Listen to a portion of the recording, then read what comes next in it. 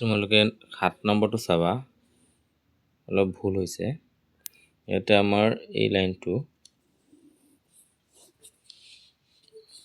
তোমালোকৰ এনেকুৱা হ'ব, x আৰু x প্লাছ y নহয়, যেহেতু y ঠাইত 15 আছে, তো 15 হ'ব। আৰু ইয়াতে x মাইনাছ 15 হ'ব, তো শুদ্ধ হ'ব। আৰু 7 নম্বৰ আছিল, তো 7 number x minus 15, x plus 15। 9 নম্বৰটো চোৱা, তলৰ কোনটো এটা পূৰ্ণবৰ্গ নহয়?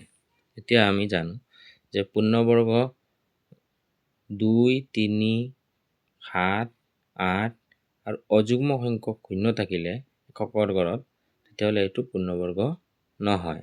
এতিয়া আমি অপশ্যন কেইটা চাম।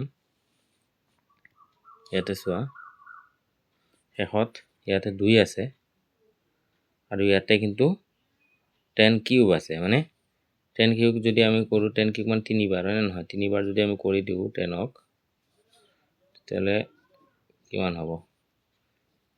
1000 হ'ব। ইয়াতে অযুগ্ম সংখ্যক শূন্য আছে, গতিকে এইটো আমাৰ শুদ্ধ হ'ব, মানে এইটো পূৰ্ণবৰ্গ নহয়। তাৰপিছত আমি কুৱেশ্যন নম্বৰ 10টো চাম।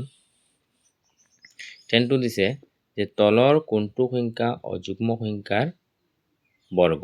মানে আমি জানো যে অযুগ্ম সংখ্যাৰ বৰ্গ কিন্তু সদায় অযুগ্মহে হয়। এতিয়া আমি অপশ্যন কেইটা চাওঁ।